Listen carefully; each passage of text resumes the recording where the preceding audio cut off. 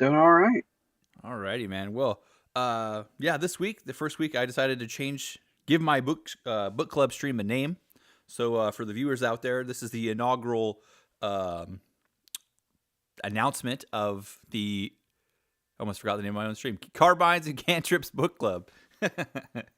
Great choice. Yeah.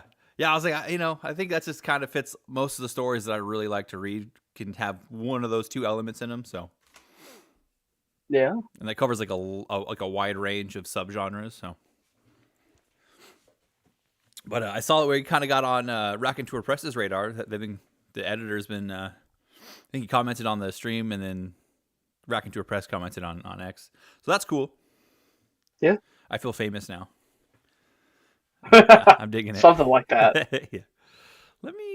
That's fine. Yeah, dude, I really like this week's story. But I guess before that, Yeah. how was your week, man? What'd you get up to this week? It's been a pretty interesting week, like Mother's Day and everything like that. And then my fiance's birthday was today. Happy So birthday. they're all, yeah, the whole family is still out at dinner. And I had to hop up from the restaurant and motor home to be here.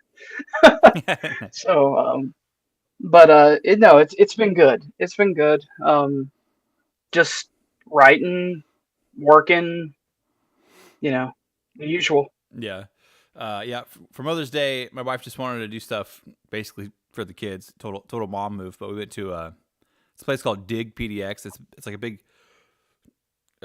commercial space that's been filled up with like 3 different styles of sandboxes. So like one's like a construction site, another one's a beach, and then the third sandbox is like dinosaur bones and stuff. Dude, it was rad. I was out in the playing in the sand too. Yeah, That's a good of trip. course. Yeah. What do you like? Take advantage, man. Be a kid when you can. I know, right? Dude, they had a massive T-Rex skull that my daughter was jumping off of. It was a sweet spot. Nice. And it was like $18 for like however long you want to be there per kid. That's cool. Yeah. Yeah. What are you writing right now? What are you working on as far as your writing? Oh, too much, man. There's always too much. I'm working on my first like big novel. It's called Grave Singer. That And sounds Grave familiar. Singer is it's a continuation of Dead Wolf, which is my story from A Touch of Aether. It's a urban fantasy story. Nice. But it also opens up this other big world that eventually will have its own anthology that people are already working on. So that's going to be fun. Um, I'm hosting my own anthos as an editor with Bayonet Books. The first one's called Biological Bedlam. So if you feel like doing a short story, now's the time. I mean, I have a few on the And in the what's the biological bedlam? What's the like the theme of that? so Sounds sciency. so it is things like Jurassic Park or Frankenstein or BioShock, Heck yeah. that kind of deal. Yeah. Yeah. Um, we were uh, we were reading the article about the dire wolves. I got to put the Hmm. quotations on Yep. there because they're not dire wolves. They're gray wolves that are made to look like like what we would expect to see from a dire wolf. Yeah. Um, and it struck me as really ironic that instead of finishing his own book series, George R. R. Martin decided to be real life John Hammond. Yeah. Because that's his. He's invested heavily in that company. There's photos of him with the wolf cubs. Yeah. So and that was just wild to me. That like, man, we got movies and books and everything. So it seemed pertinent that now is the time. So I'm Yeah. excited. I got to see the cover the other day. It looks awesome. So it should be a good one. Sweet, man. Do you have any publishers lined up for your novel, or are you just gonna go indie on that? Um, I'm really trying to do the ARC prize, so I'm trying to go ARC Press and send it in and see what they think. It does have a pretty strong America feel. Um, Nice. the first the first story is set in Texas, and the novel follows up on that. And the easiest way I can explain it is that there's a parallel conversation going on that's very similar to what we have with firearms in America right now, Hmm. which is this constant cycle of something bad happens, people want to blame guns, there's this really big uproar. Everybody argues. People meet at the state capitol. They testify to Congress, Mm-hmm. and then either some small thing gets tweaked or it doesn't, or whatever. And there's always the two opposing sides. And one side's like, look, like weapons don't jump up and shoot people themselves. It's how they're used. And then the other side's like, hey, no, they don't have any place in our society. There's no reason to have it, so we might as well ban it to try and save lives. Mm-hmm. It's very clear where I fall in that line if you talk to me. I'm definitely a Second Amendment absolutist. But the story's not really about that specific conversation because it's happening with magic this time. There was a magical massacre that's occurred. Yeah. And it's not really about the politics. It's about all of the nasty, grimy things that happen behind the politics. And that's the meat of it, is how people are using that debate to seize control. Yeah, I love it when stories use that theme. Like X-Men, the first movie did it. I'm sure like you see like in the cartoons and stuff. I haven't read any of the comics, but I'm sure it's probably a theme that they've used a few times. It kind of mirrors the gun debate. Yeah. Yeah, I like that. It's that X-Men had a lot of kind of similar theme in a way. Yeah, for sure. Hammertron in the chat says, hello, dude. Who is the co-host? Co-host is Jesse James Fain. He's a author. He's written a lot of short stories. He's quite prophetic. What's the publisher you have a lot of your short stories through, or do you have more than one publisher? I do have more than one publisher, so a lot of my stuff is through Three Ravens Publishing. I've also worked with Bayonet Books, and Bayonet Books is being kind enough to bring me in for the stuff that I'm editing as well. Though I am editor on the next It Came From the Trailer Park that will be out in a couple weeks. Actually, no, hold on. Next week. Yeah, it'll be out next week. Nice, dude. How many is that? How many anthologies is that for you? Let's see. The problem is that there's this running tally of what is out versus what is sold, if that makes sense. Yeah. It always takes time. So I think that'll be 5 out. I want to know 6 out. Nice, dude. Are you going to put out your own collection once you get like enough short stories published? Yeah. So I have a bunch of ideas that are just, I'm one of those people that like, I always have a story I could work on. It comes from years and years and years of doing it as a hobby instead of doing it like professionally, trying to do it professionally. And so I have stuff from 4 or 5 years ago that at some point I'll wrap my way around to. I have a whole nother novel that's 250 pages deep that just needs a full rewrite. And like, so at some point I'm going to resurrect that whole thing and get it out there. One of the Ravens at Three Ravens looked at me when I sent a short story in and was like, hey, I can't do this as a short story. It needs to be a novel. Mm-hmm. And I've got to work on that at some point too. So there's 2 novels sitting around I could work on. There's 10 short stories sitting around I could work on. And then there's all the other stuff that people are asking for, planning for, doing whatever. So it's a never-ending cycle. There's always more work than time. Yeah, right. That's kind of how it goes. Hammertron says the original Megatron from Transformers was a weapon that could walk up to someone and shoot them by itself. Yeah, I guess in that situation, the weapons do just kind of jump up and start murking people. Yeah. I feel like there's a lesson in that one, though, is that we don't need to make our own biological weapons, and we don't need to have computers shoot for themselves. Yeah, that just seems like a bad idea. Yeah, it's poor planning, I think. I feel like there should be a human consciousness behind those things. Yeah, 100%. I don't know. I'm kind of hoping some people are kind of thinking the AI is not going to be as smart as like some people are saying. I hope it goes that way, but I don't know. It seems like it's going to be terrifying. I don't ever really worry about what people are like, hey, we did this thing. It's like, okay, that's cool. The thing is cool. But there's always something else that DARPA or somebody else has the thing and didn't tell anybody about the thing. Yeah. And that's honestly the thing I worry about more than any of it. It's like, okay, well, if commercially we have an idiot AI, then somebody's probably got a noticeably smarter one tucked away somewhere. Yeah, I always say Uh, like I'm more worried about like with robots and stuff. I was like not necessarily that they become self-aware and then they run off pure logic and like okay we have to kill humans. I'm more worried about like they don't develop self-awareness and it's just evil people program them to do evil things. I'm more worried about like yeah, like at least with a robot or like a killer AI, it's just operating off pure logic, rather than a human who's just like who knows what sick crap they're up to. Oh, I've definitely yeah, watched Terminator. yeah. Well, it's what has kept humanity in check for a very long time is our frailty and the fact that we get old and we die. Mm-hmm. And if you poke a hole in the right spot, we're really squishy. If you hit the hard spots, then we're actually surprisingly resilient. But every other human knows where all the squishy spots are.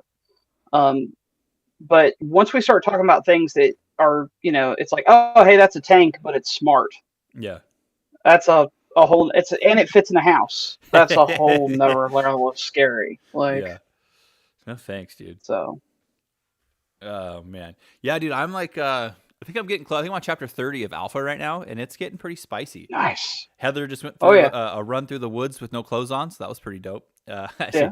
She sounds like a cool werewolf so far, like a red furred werewolf, and Red for Wolf, I yeah. like all the craziness going on with the Forerunner, like the massive skeleton of the. I guess it wasn't a werewolf because it wasn't mixed with a human back then, but some prehistoric predator that got its soul ripped out. Dude, so cool.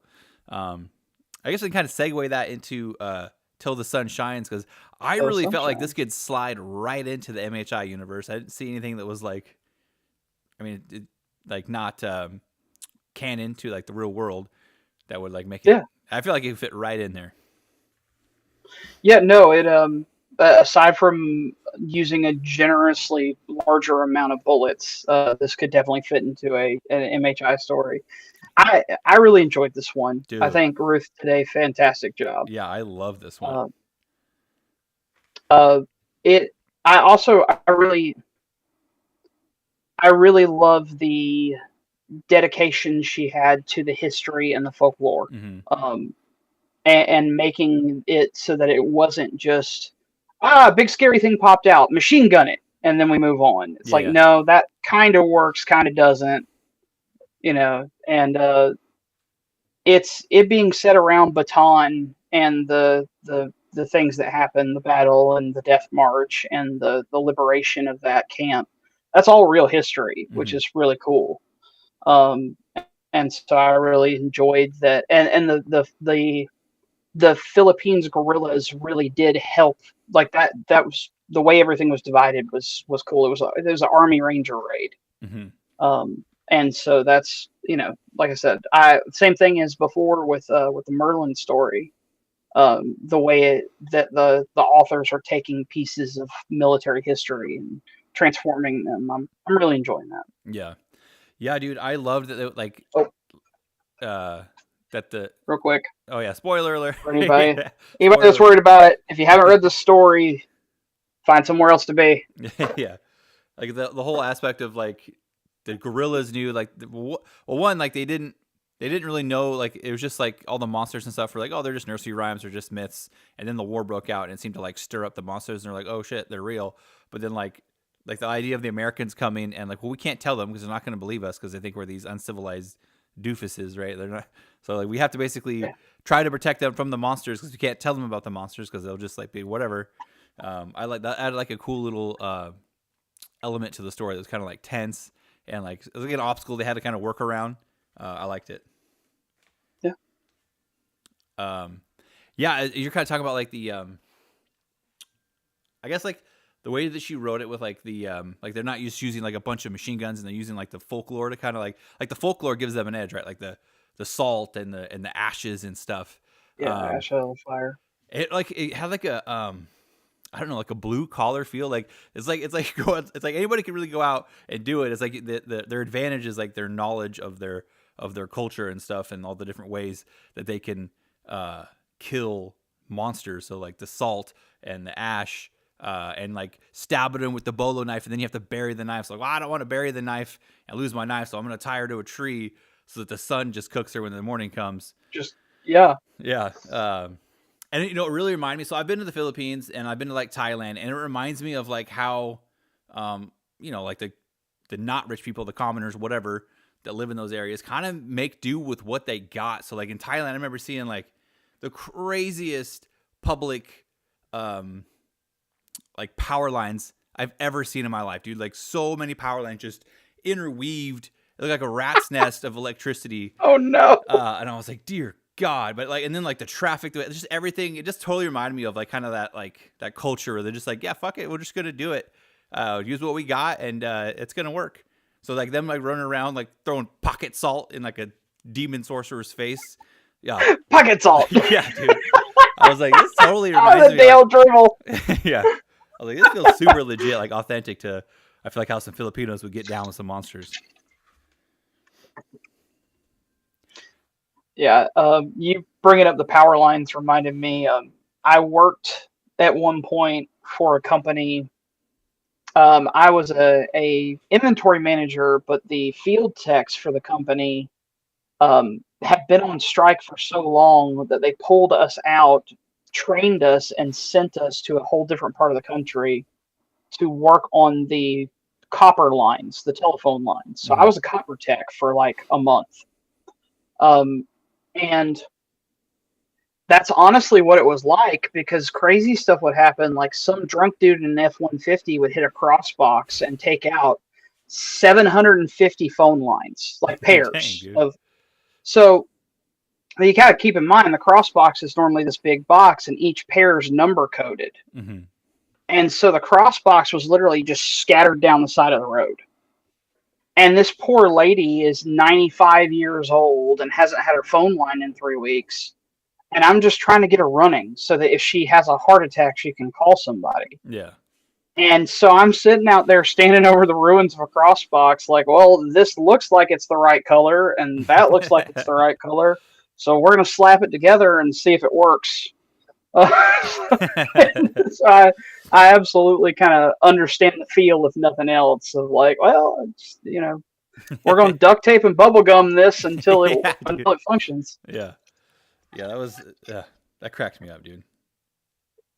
It's very, very authentic. I was just like these two guys, just two dudes running around in the jungle in the dark. I can't see anything. You're like, if there's some salt on the ground, we put some ash on the ground, they'll probably catch some. Like one of the, they see like a monster in the salt. They're like, he's fine. He's stuck. Just don't worry about him. Just leave it. Just leave it. Just leave it there, dude. I loved it, dude. Just two hard chargers running around with like one guy has a what was it, M1, and then like and then they were both M1s, but one was the Grand and one was a Carbine. Yeah. Dude. And then a Bowie, and then like I guess like the sorceress lady has her. I don't remember what the name of the monster was. Dog creature. Benlin or something like that. Something along those lines. Let's see here. I'm thumbing through it on my phone now. It's something like that. Yeah. I wouldn't worry about it.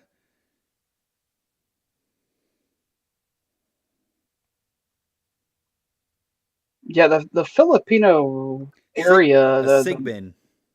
Sigbin, there it goes. Yeah. They got a lot of wild monsters. Dude, yeah, the monsters in this, like it's opened up with the what is it, the Aswag? Yeah, something like I'm a murder every pronunciation we have here. I saw on Aswag something. Dude, I had to reread it like a few times because it said like the splitting variety, and I was like, is it say spitting or? And I was like, no, it says splitting, and I read on. I was like, oh, that's weird as hell. Yeah, it's their vampire, and the head and the guts of it pop out from the rest of the body and fly around and attack people. Is a wild legend. Horrifying. And then like he got to the legs, and I couldn't tell like did he fall into the legs or he just like fell as like a big soupy mess all around the legs? Yeah, he did. He fell onto the body and all the nasty goop that was left sitting there while the rest of it was flying around. Same thing. I don't know, like when I was reading it and they're like, okay, put the fire out, and then he puts like the ash in his canteen, and I was like, I read it. And I was like, why the hell is he putting ash in his canteen? And I was like, it must be after like the third time I read it. I was like, okay, it must just be like some superstitious thing. And sure enough, he poured it all over the. Which I've never heard that in any. Not that I'm an expert on like Asian Pacific lore or anything, but of the stuff I've read as far as supernatural stuff goes, I've never heard of putting a campfire ashes or whatever wood ash on a monster and it kills it. Have you ever heard that? I know that may be specific to the area, and maybe I try to be a really good mythology nerd, but remembering especially getting all the details correct, even my encyclopedia of useless knowledge only holds out so long. So yeah, the Sigben, it was like a hairless, long-eared mutt with like a shrunken heart tied around its neck. The shrunken heart around its neck. I was like, ugh. Yeah, and then how terrible. Everything's nasty around here. I know, the monsters are awful. Need to shower so bad. Yeah. Bad enough you're trying to eat me. You're covered in crap too. Yeah. And then he's gonna go like when they first get that first Azwag, they're gonna like kill it, or at least the top half, and it's like a woman, and then she's like, oh, I could do things for you, lady things, and I was like, bro, it's a top half of a woman, like get out of here, bro. Just like her entrails just hanging out the bottom. I think that one was supposed to be whole still. Oh, is that a separate Azwag? That was separate because it was her sister. They were a sister pair. Okay, I was thinking in my head that like the top half called its legs its sister, like it was two separate things. I was like, oh, no, okay, it's a completely different one. That makes more sense now. Yeah. I was like, what the hell?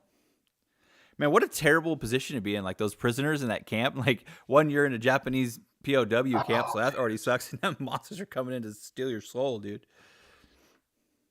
Yeah. As if the Japanese weren't bad enough. Like, oh, dude. And I think that there's something really cool about that. Three Ravens has a series that's called JTF 13. It's William Joseph Roberts, I think, is the main writer, but there's other people who've written books in the universe, and it is it's the military unit that has to handle stuff like this.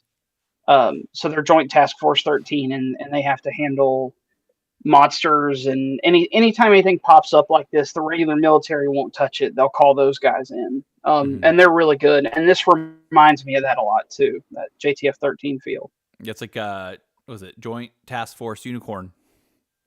Yeah. Yeah. It was STFU, Special Task Force. Oh, that's what it was. Special Task Force. Yeah. Not joint. Man, it's. By the way, I don't know if I mentioned it last time, but I got to the point where he describes like where his jacket came from, and I'm like, what a cool lore for that jacket. Like how like the Bull Man is basically trying to settle the score after his death by protecting Earl with the jacket. Such a cool lore. I keep getting sidetracked on Larry Correa stuff, but I can't help it. It happens. Yeah. Dude, as soon as I started reading the story, I loved the vibe. It was like creepy jungle. Honestly, I forgot that it was World War II. I think it's because I'm reading Alpha. I went to Vietnam, but yeah. But I don't know. I felt like it set a really like creepy, creepy tone right out of the gate. I can't think of what it reminds me of. Kind of maybe Conan. I feel like some of the stories I've read from Conan, where he kind of starts off like in a jungle area, kind of like that kind of a vibe where it was like something creepy was like unseen in the woods, and like maybe Conan wasn't there yet, but it was like I can't remember the name of the story, but basically they're fighting the Pikes. I want to hit the Pikes. It's like the kind of like Aboriginal described kind of tribes. Yeah, the Picts, beyond the Black River. Yeah, I think that's it. Yeah, that absolutely. I could see a lot of that feel here. Ruth did a really great job with capturing that jungle horror without making it feel like a horror story. You get the good like horror elements but there's still a focus on like actually being a monster hunter. It doesn't pull that doesn't pull too far into it. Yeah. Yeah, I think for me, I feel like a lot of the thing that kind of, or what kind of helped that was the idea of the sun being such a potent tool in the hunter's toolbox. And that not only made the sun like safe and like, okay, the day is here, but also made the night worse. Like on top of there being monsters, you can't see anything. They're harder to kill at night.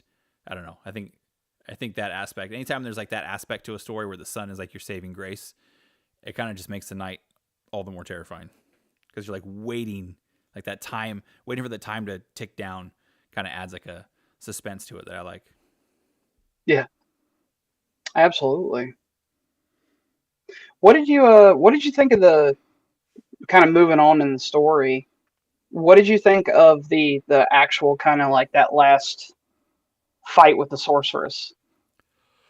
I don't know. I thought she was gonna be a little bit more powerful. I really liked her her Japanese zombie mortarman. That was fun. That was cool. And I liked how that kind of weighed on his consciousness his conscience because he couldn't stop him in time, and maybe he was worried that some of those mortars might have killed some soldiers. Yeah. I don't know. I like that she was kind of like he was able to egg her on and kind of like rub her nose in the fact that he killed her children. But I don't know. I feel like maybe she could have been a little bit harder to kill. I mean, she did scratch the crap out of the dude in the back, but yeah, I don't know. She was creepy. She was cool. I liked all the minions she had, and it was like the idea that she, like she's the reason that all the monsters started showing up. Yeah, I don't know. It cracked me up when she like made the I'm young comment, like I'm young, I've never killed a man with my bare hands or whatever. Mm-hmm. And it's like, well, yeah, clearly, because you forgot about this attitude adjustment, and I'm holding right here, and then he starts shooting her. It's the attitude of like, yeah, I'm happy. I'm happy you're young and inexperienced, because you totally forgot the fact that I'm sitting here holding a rifle. Yeah, I like that. It's like, okay, that's fair. That would throw somebody off their game. I don't care how tough you are. Getting shot from 20, 30 feet away is going to ruin your concentration, if nothing else. Yeah. I definitely like the pocket sand. Like when she went to cast a spell on him, he's like, no, he throws the salt at the pocket sand. Pocket salt. I was like, yes, dude. You fucking pocket salted her, dude. So just your everyday monster solution, pocket sand. Yeah. That was great, dude. And then when they finally killed her and he like rips her heart out, I was like, dope. Super dope. I like I can't remember how to say their names, but I liked their banter back and forth. Where he's like, for the first vampire, they're like, "Are you sure she's not gonna get away?" And he's like, "Throw some more ash on her, then I'll be pretty sure." And then same thing kind of there. Yeah. Like ripped her heart out. And he's like, "Yeah, she ain't going nowhere." Yeah, it was. I'm gonna say that's Moreo. Mm-hmm. And like, is it Lonnie? And then Lonnie. Yeah, that's what I'm going with. Yeah. Well, excuse me, burp. Yeah, dude. I will say with the sorceress, I liked her vibe. I liked like I don't know, like the candles and I don't know, just like all the power that she had and like how it was all described when she's fast. She like whispers off to the side. He's like, "Oh, what was that?" I don't know. I like the atmosphere that built.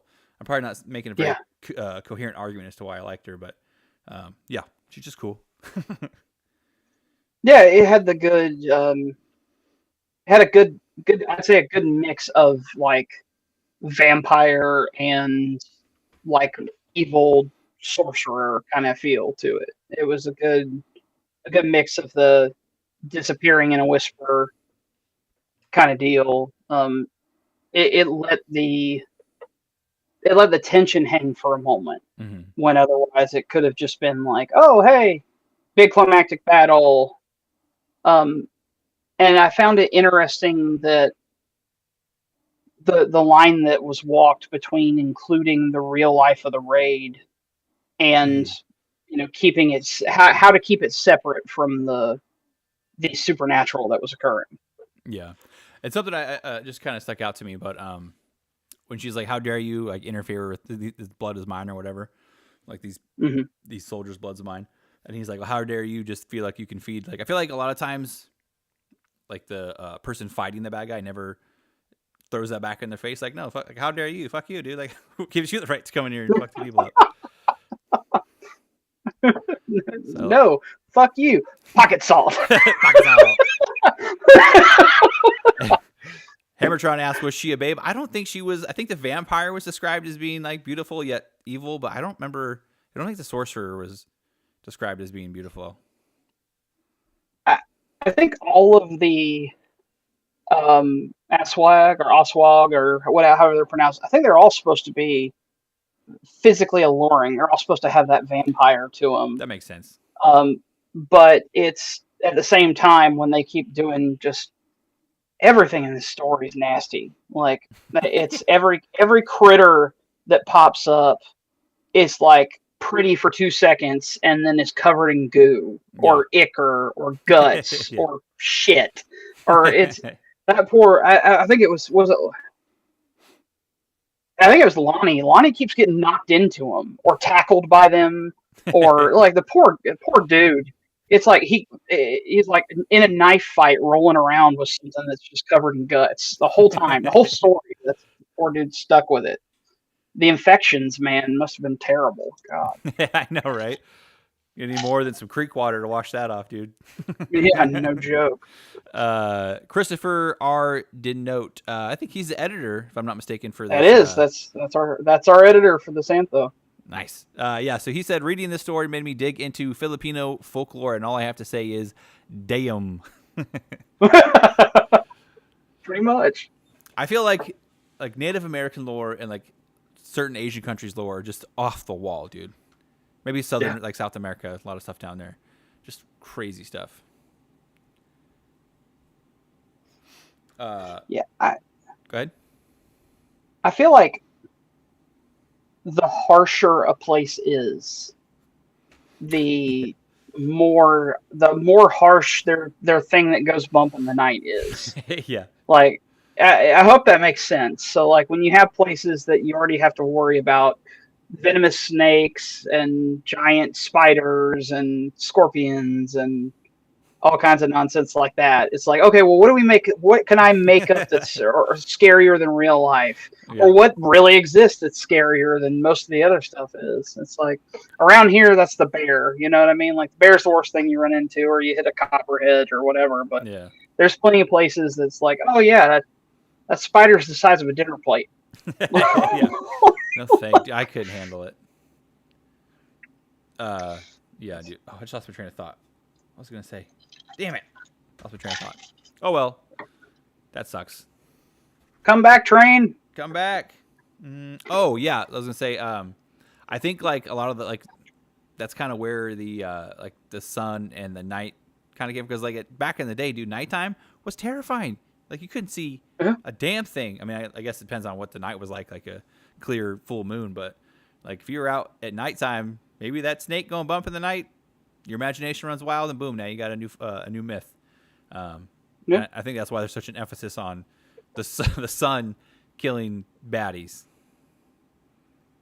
Yeah. If I had to guess, I'm no anthropologist or anything, but. A spider the size of a dinner plate sounds like supper.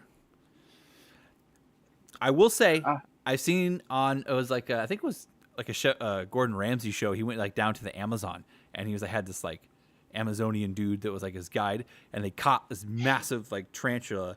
He put it on a stick and like just roasted it on a fire. Fire roasted it? Dude, took it off. Excellent. I guess like the meat comes out like crab legs, kind of like that kind of situation, and apparently it's not bad. Yeah. I mean, I was looking at it, was very white meat. I was like, I probably would have ate that. If somebody handed that to me, I probably would have ate that.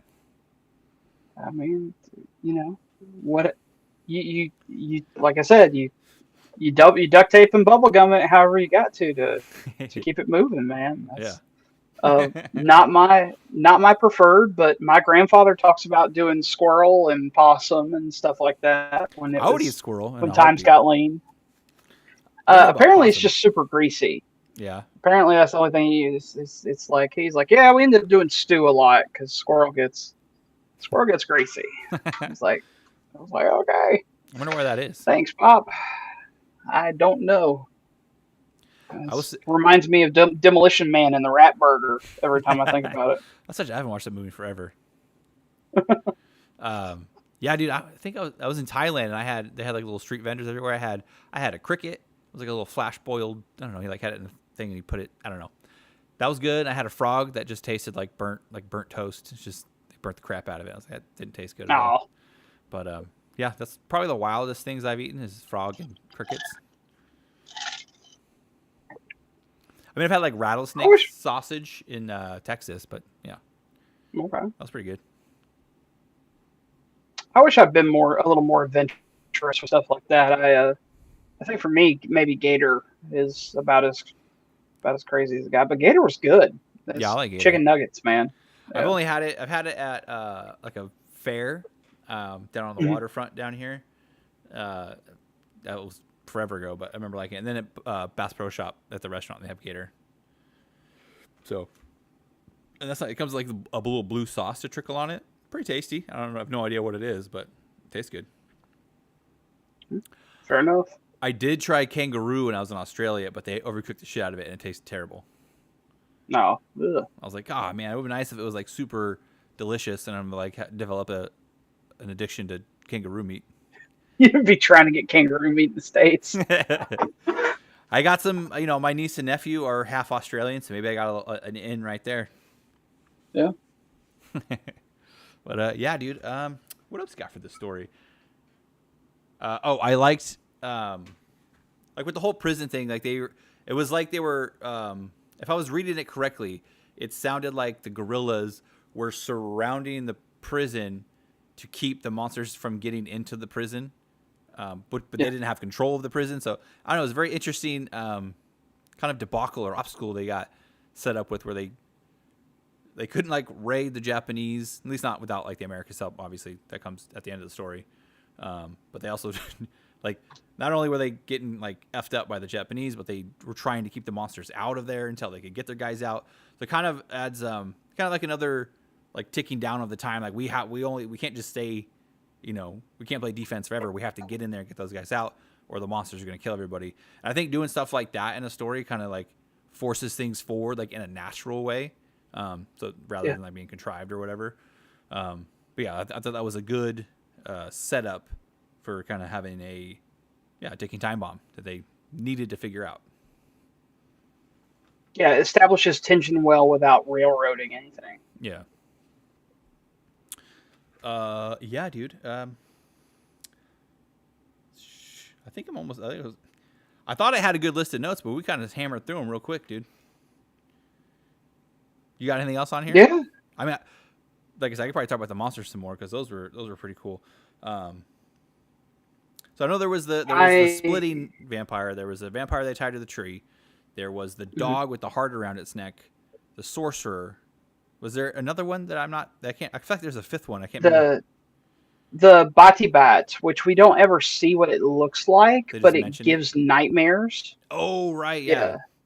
Oh, that's right. He was like having was he like having like the dreams of like the dead soldiers in there, or at least like of some of the soldiers that were in that prison?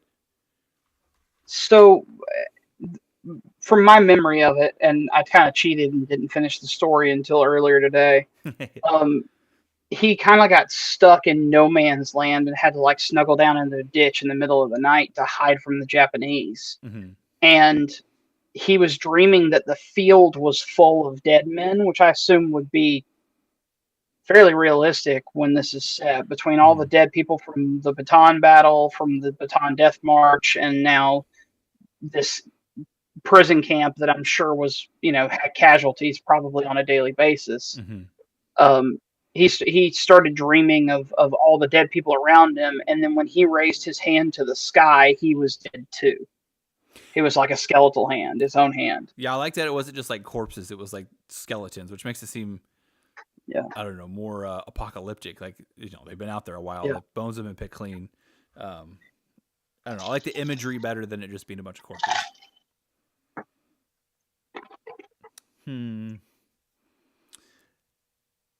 Yeah, I'm not a big history buff. Not that I don't like learning history. I'm not a history buff. But I like learning about like this war that I was not familiar with, or at least not. I mean, obviously I'm familiar with World War II, but like this particular conflict in the Philippines, and like how the Japanese were kind of introduced as tyrants. Because I don't know all. I just know like they've done some pretty terrible things down there in Asia during that time. So to see kind of like this Filipinos' view of the Japanese and his kind of temperament towards them, and then also them being just almost like another monster. I don't know. I like them in this story. Yeah, for sure. And it's interesting from this viewpoint too, because the Philippines have been invaded or threatened or in conflict with somebody else constantly. Mm-hmm. There's been the Spanish, the Japanese, the Americans at one point were antagonistic. It was there's like that. That's honestly why I think some of the martial arts and things are so good from that area of the world. It's plenty of practice. And influences from all over the world too. So no, it was a great the immersing you without going off on tangents and Mm-hmm. tons of exposition. Immersing you in the mindset was done very well. Yeah, I think that's a good way to put it. Like the way she, yeah, you already said it perfectly. I don't got to add on to that. Yeah, it's got to be tough being one of those like just being a little lonely island out in the ocean with all these big superpowers floating around that want to push you around. Have you ever heard of Wake Island? It's very small. I mean, the name sounds familiar, but I'm not connecting it to an event or anything like that. Yeah, it's basically this really small island that it really just the U.S. military goes to. So, like whenever we're going to Japan from so San Diego, we'll fly to Hawaii and then we'll fly to Japan. But usually we land in Wake to get like a refuel.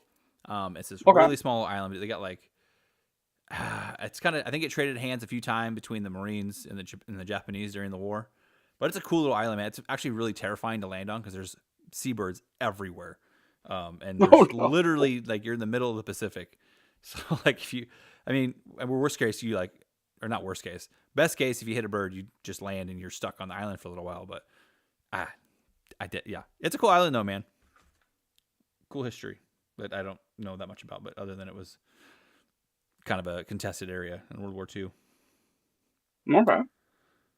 Yeah, dude. I don't think I got any other notes for the story. I really liked it. I can tell you that. Yeah, the quality has continued. Mm-hmm. That was when you have a really strong opener in an antho like that. That always kind of worries me. It's like, oh man, I hope I don't. The roller coaster should always have a net positive, I guess is the best way to put it, right? So like we should we're gonna have to come flat at some point before we climb again, but it's like we always want it to keep climbing and climbing and climbing until we hit that final, descent where basically your story or your antho or anything like that's over. You want to keep people reading. Yeah. And so, but I'm absolutely pleased to continue. And this was. This held its own just fine. Like I really enjoyed. I always forget the initials. Was it SR? What the Merlin story? I really enjoyed MSR? that one. MSR. That's what it was. Yeah, like that was a really good. Yeah, MSR Merlin was a really good story. Till the Sun Shines was a really good story. Like I'm still 100% on board. Still loving the art. Yeah. The art provides this cool little clue because I was looking at this like half a torso thing, like what the hell is this? Like trying to figure out, like it's like why does that only have half a body? And now it makes perfect sense. Yeah. So I say the one for Archangel, the next story looks super gothic, very cool. Yeah, it looks some kind of like almost Eastern Orthodox priest thing going on. Yeah, I think I might like this one a little bit better than MSR. I like the time period a little bit, like just one because I feel like I'm I'm less familiar with it, so it feels like new. But I don't know, this one felt a little darker, and I like the more like folklore feel that this one has. It feels like more like mythological or whatever, versus just like wizards in modern day, which I totally liked. But I definitely like this folklore feel a lot more, and how I feel like Ruth really leaned into. I don't know if she's got like Filipino family members or if she just studies a lot of Filipino lore or just did it for this one story. I have no idea, but it felt really authentic and folky, and I like that dark folkiness. Yeah, absolutely. Almost dark urban military fantasy. Yeah, just Yeah. gonna get all the subgenres lumped in there. It fits them all, dude. Yeah. Yeah, That's a cool time period to mess with too, because you've got. I like how they worked in the scarcity. We already kind of covered that, but it fits with the setting in so many different ways. And World War II, not everybody's walking around with a fully automatic weapon, just like ready to go. The modern rifleman's being born, modern assault tactics are being born, but we're not at quite the same level of weapons tech. yeah, And it still allows a little bit of just like World War One does, it allows a little bit of like, okay, I'm gonna have to get down to stabbing somebody because the magazine capacities and stuff aren't there. It's a cool setting for still dealing with monsters. for sure. Honestly, I feel like I don't like going all the way like too primitive. Might be like too unrelatable, but like going to that where maybe you can kind of relate and feel like, oh, that would suck to not have these super badass weapons. I don't know, man. I definitely like this time period. And like with Alpha, I like that's why I like the Vietnam flashbacks. So obviously they had better weapons in Vietnam, but I don't know. I just like retro things. I think I don't know, something about it. Yeah, Because I used to be like for sure. super hardcore. Like I need to have like just straight up like classic fantasy, dragon, swords, magic, whatever. I'm way more into like give me more modern things, give me more modern weapons nowadays in my stories. That's what I like to read. Yeah, dude, this anthology is right up my beehole, dude. I love it. It's my flavor. Yeah, I agree. Um, this is my first rack press antho, and now I can see why like I said, why they do. They seem to do it in a way. They have a formula that other people haven't figured out yet. Mhm. But the between the story quality, the art, everything, this is how you do a short story antho. Like, Yeah, I like that they have like so many different styles. They have like their plasma pulp, Weird West, all the different ones that they put out.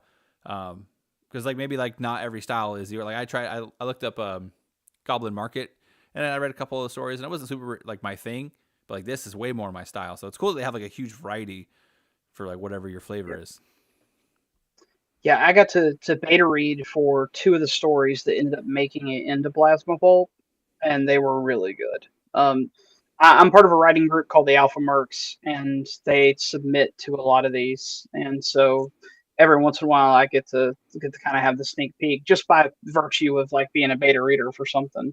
Yeah. And that was so I was excited for Plasma Pulp as well because I had already gotten to see kind of a little bit of what was going to be in it, and it was definitely worth checking out. Yeah. What kind of obviously it sounds like more sci-fi futuristic plasma pistols.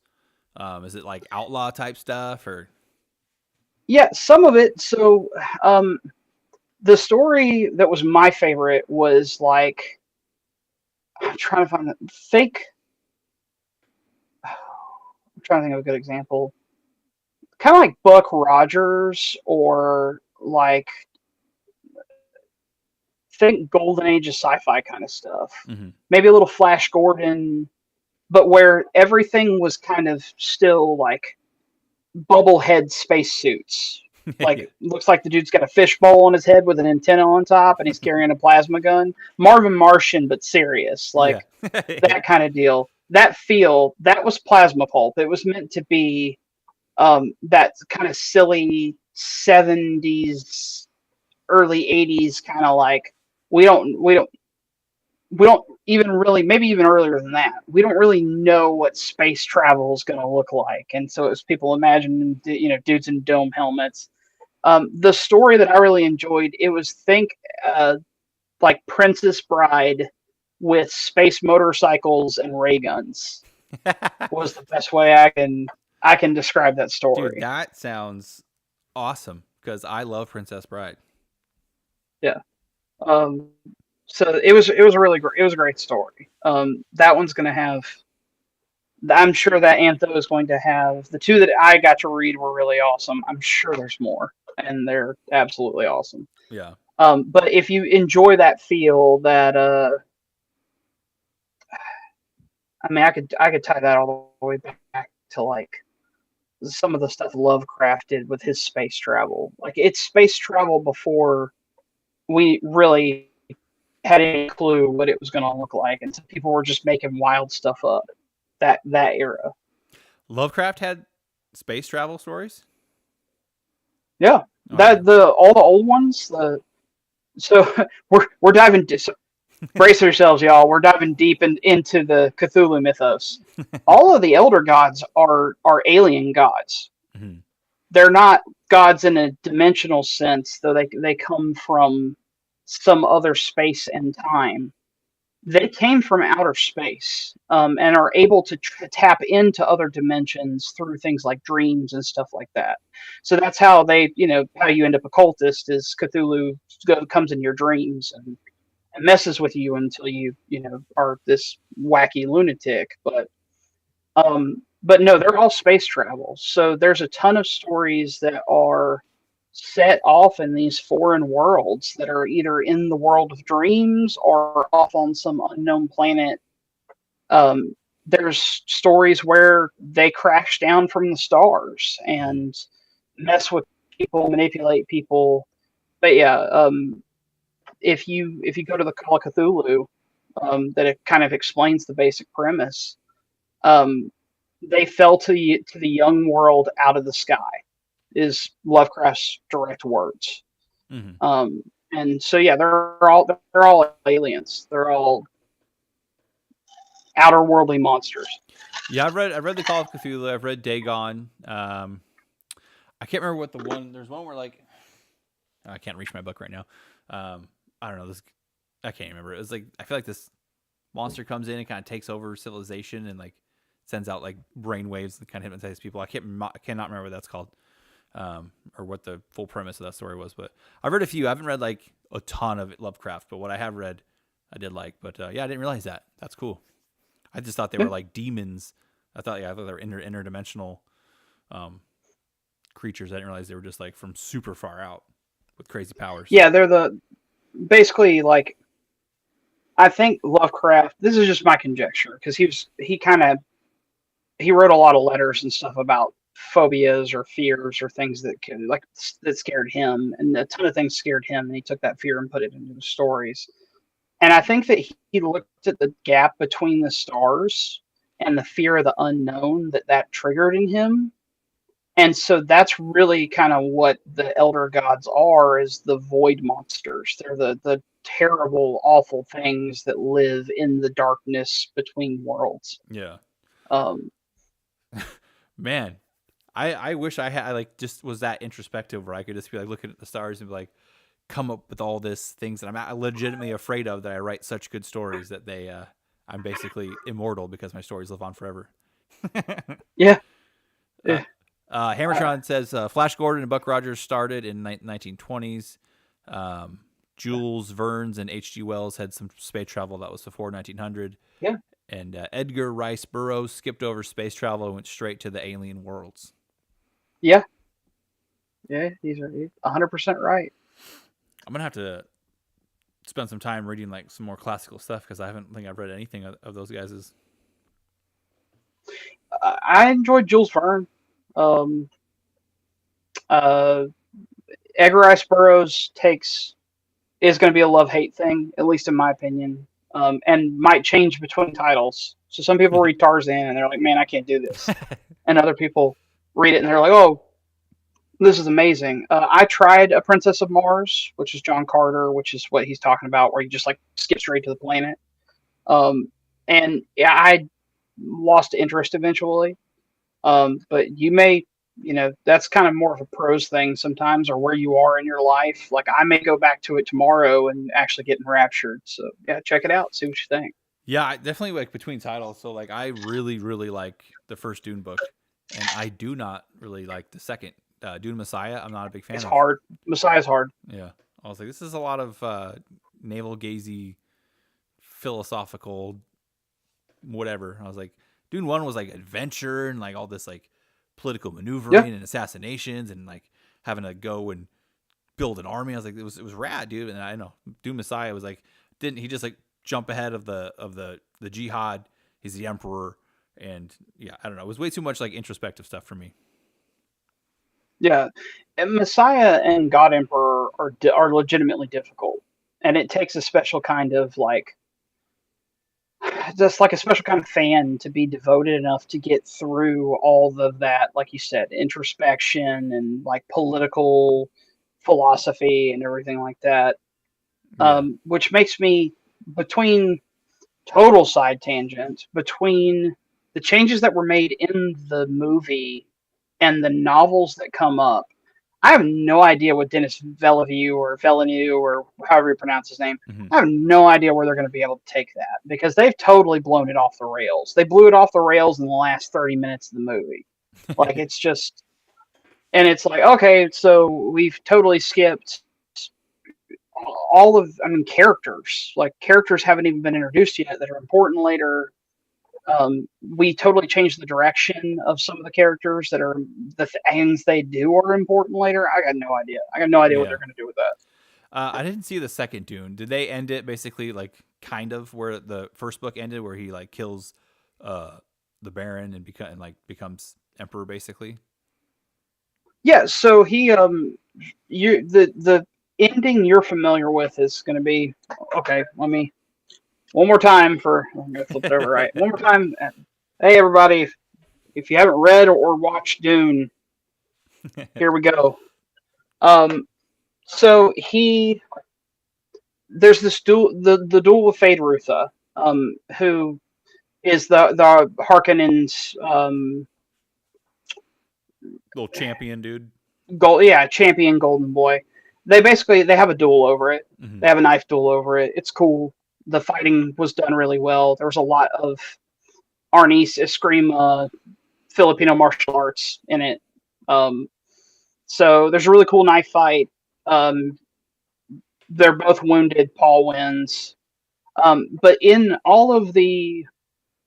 the books, to just go ahead and spoil the rest of this, Chani always knew what Paul's destiny was very supportive, hmm and was his love. Like and so Paul makes a point of telling her over and over, "You're my love, you're my heart, you'll always be my real wife. History may call you a concubine. I don't care. You're number one." And part of the deal that happens to resolve Dune is he ends up married to Princess Aurelian, hmm who's kind of the narrator of this whole thing. Um, and so that's, but in the movie version, they made Chani just be utterly enraged and storm off onto the planet while everybody else left to go conquer the universe. That's so lame because the ending line that what's his mom's name? Is it Jessica? Yeah, Lady Jessica? Like the ending line where like she I don't know, something about like we'll be the wives of history, or history will remember us as the wives, whatever, was such a good line because she was talking to Chani, and I feel like she's been kind of yeah, distant to Chani and cold, and like you're not the right genes or whatever. You shouldn't be mating with my son, because she's got the whole Ben Gesserit with her like whatever how you say it, yeah, like how they're all obsessed with like genetics and breeding and whatever, and she's like, you shouldn't be with my son or whatever. But then it seems like she kind of accepts her yeah. there at the end, so that's lame that they did that, and I don't know. I'm not a big. I don't know what the actress's name is. I forgot. But they put her in everything, dude. Zendaya. Yeah. I don't know why they would do that. That's such a weird reaction to have. Yeah, I don't know. I mean, it's not a weird They had to reaction, but it change doesn't make something. sense. Like, that's not how the character reacted. Yeah, they had to change something. That's one of the more I write, the more I get older. People look at me and be like, "Man, I hope you get I hope they make a movie out of one of your stories one day. And it's like, only if I can beat somebody over the head with a stick anytime Yeah. they annoy me. Like, because there's this feeling that, like, I have to change something. I don't know if it's the screenwriter, the director, whatever, but it's instinctually, it's like, I cannot make this exactly the same as the book. If I do, everybody already knows the story. I don't know. I don't know what their problem is, but there's this instinctual thing when they make a movie that no matter how good the story is, I have to screw with it somehow. And so this was how they screwed with it, because some of the other changes were for time, like Yeah, not that makes having sense. Paul age significantly, have a kid, lose the kid. I get all that. That was time. That was, we don't want to, and it's hard to age an actor, 10 years in a day to be able to film something. I get that. I understand all that. But that was one of those changes that seemed purely made for, I don't know, modern audiences, quote unquote, or whatever. I don't know. I Yeah, don't get it. for sure. But Yeah, I think like a lot of the reasons probably historically, it's just been like maybe an ego thing. Like I want to put my own stamp on this.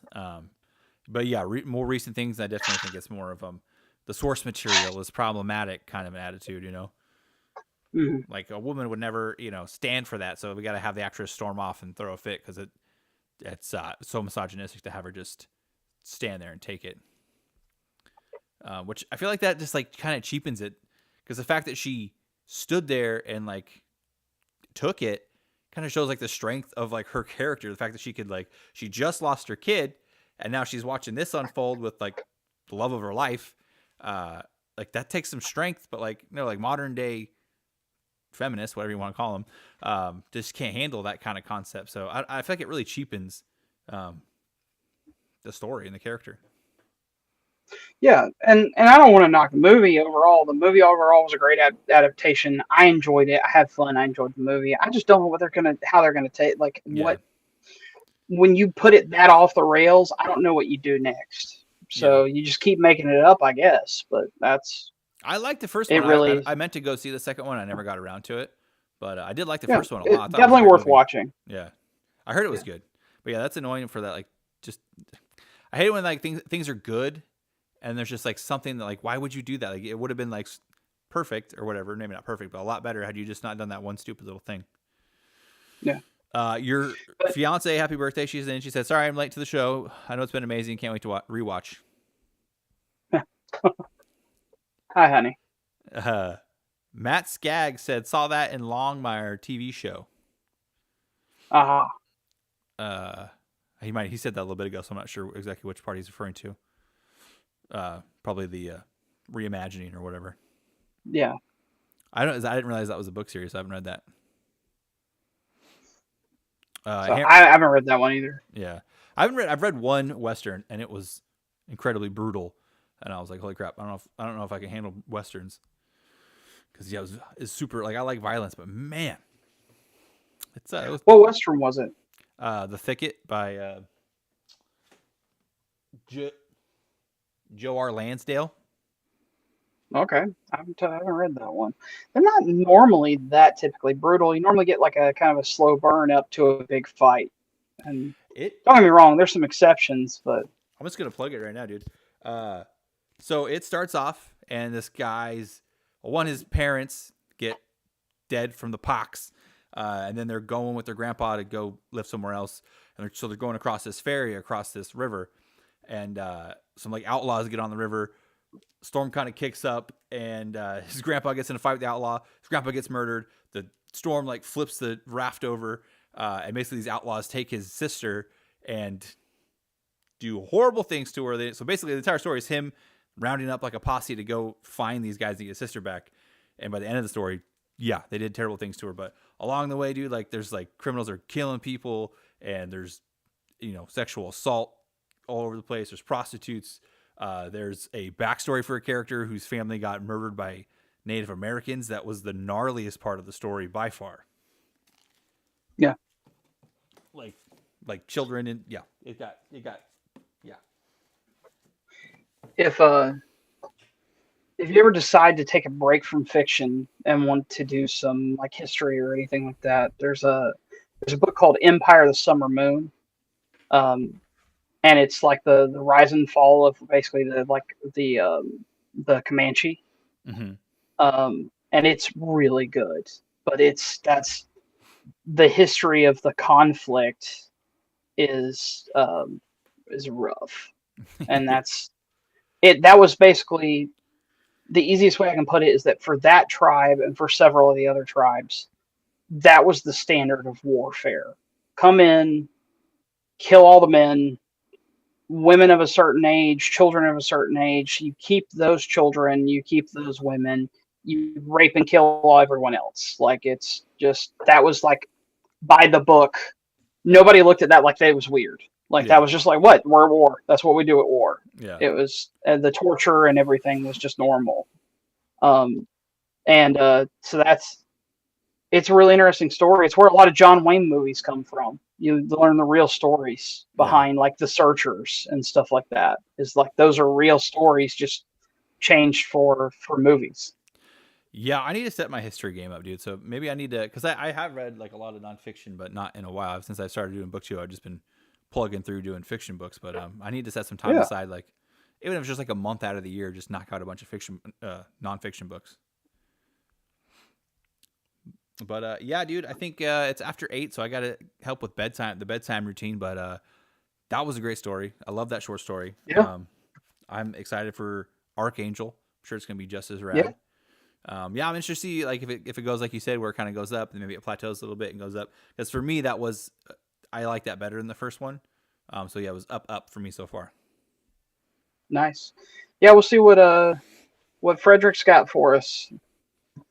Heck yeah, So man. maybe we can get him tagged on X2 Dude, and I tried looking for. I was like, I looked around. There's a bunch of Ruth Thompsons. I was like, I don't know which one's which, dude.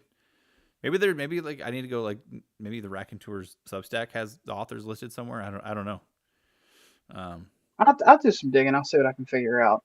All right, cool, man. Well, yeah, I'll see you next week on Monday night, same time. Same bad time, same bad channel. That's right, dude. All righty, see you, chat. Thanks you guys for tuning in. Happy birthday, Mallory. And you guys, yeah, I'll see you next time. Night, everybody. Adios.